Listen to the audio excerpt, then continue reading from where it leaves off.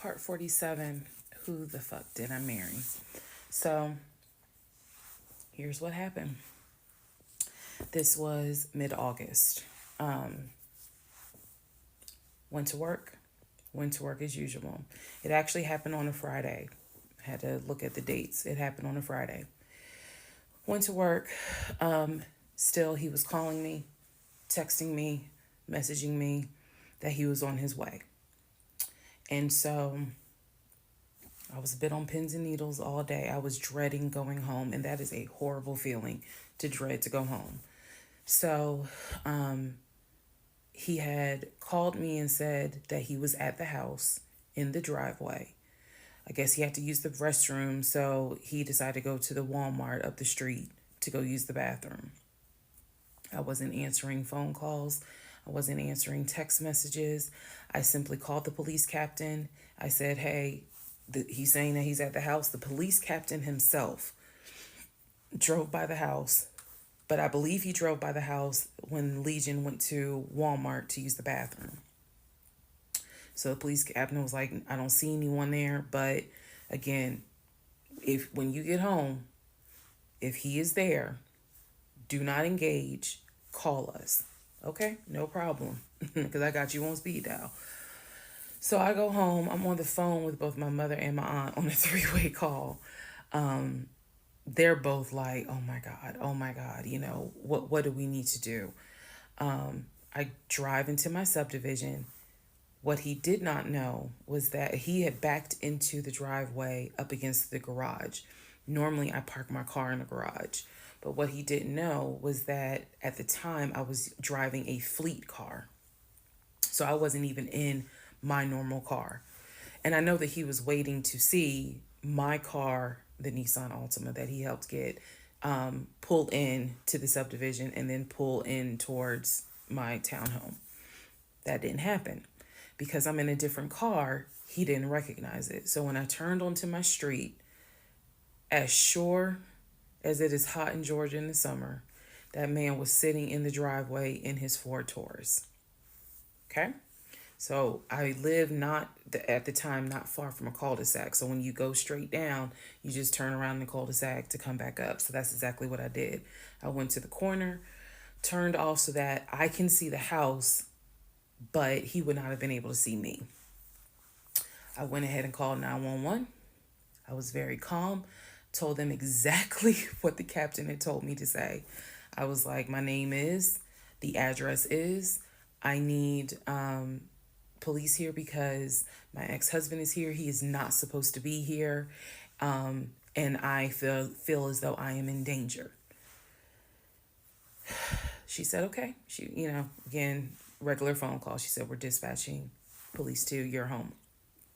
As soon as I hang up, I then call the police captain.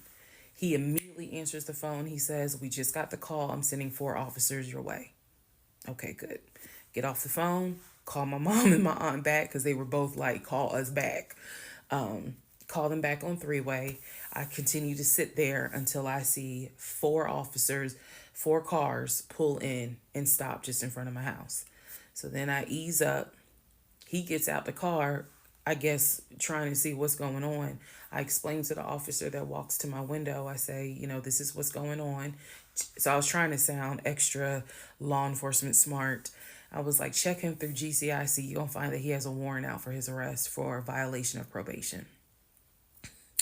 And the officer kind of smirked because she was like, we know. We already checked GCIC. The captain called us.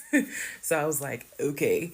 So anyway, they tell me to sit in the car. They go up to the window of the car and ask him to step out of the car.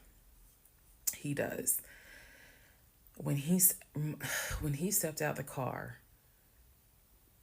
I was like, oh my God. I hadn't seen him since the end of June when I met him at the UPS store. And he looked bad then. He was still in the same clothes. When I told you guys when I met him, he was like a size 3X. What got out of the car was easily a medium or large. easily. That is how, and it makes sense because, he probably wasn't eating. Let's set for somebody gave him $6 for chicken nuggets, but what got out of the car was something I didn't even recognize. So he gets out of the car, they arrest him. There was no incident or anything like that. He was arrested peacefully. They put him in the back seat. My neighbors are all looking like, what is going on? And so the officer comes up to me and she said, he's asking to speak to you. Do you want to speak to him? I said, yeah. So she walks with me. Keep in mind, she's wearing a body cam. So she walks with me to the window. They put the window down. And I remember looking at him. I was like, I told you not to come. And he said, I just wanted to get my stuff. I just wanted to get the TV. I said, what TV? The TV that you gave me in the divorce? And he was like, yeah, that TV. And I said, it's mine. You gave it to me. I have the fucking text messages proving that you gave me the TV. And I'm trying not to scream because the neighbors are all watching. And he was like, I know. I just needed my stuff. I'm sorry. I'll never bother you again. I'm sorry. And so I look at the officer and I was like, you have me out here with 4 fucking police cars. You have embarrassed me to no end. You have made a fool of me. And you got the audacity to now be like, I'm sorry. I'm like, fuck, you're sorry. So the officer was kind of like, okay. I said, I never want to see you again. He was like, you won't. I'm sorry. I'm so sorry.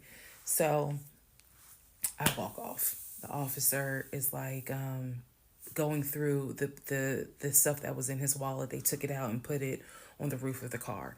So the stuff that was in his pants, like his wallet, his keys, they put it on the roof of the car when they had him get out the car. And so she's just like, I said, did you catch all that on body cam? And she said, yeah. I said, he gave me the TV. And she said, yeah. She's like, we're going to take him in and we'll have somebody look at him, because in her words, she said he's definitely having a mental episode right now in the back seat. And I just shrugged and I was just like, Mike, I just said, I just want to be done with him. I just want to be done. And so she was like, I understand. I totally get it. So his car is in my driveway. The keys and everything are, they took it with them because I guess since it was on him, they took it with them for processing at the jail. I think that's how that works, because I didn't see the wallet or the keys afterwards. So at this point, 4 officers leave. I go into the house. Everything's peaceful and calm. A few minutes later, I go outside to check the mail. What's in the mail but a letter from the court? I open it up. I go into the house because, again, it's hot. I had my wig on. My head is all sweaty and stuff. I'm just angry and just angry. That raised my blood pressure. So I go in the house. I sit on the steps inside the house and I open up the mail from the judge. And it's my final divorce decree. And I'm smiling right now.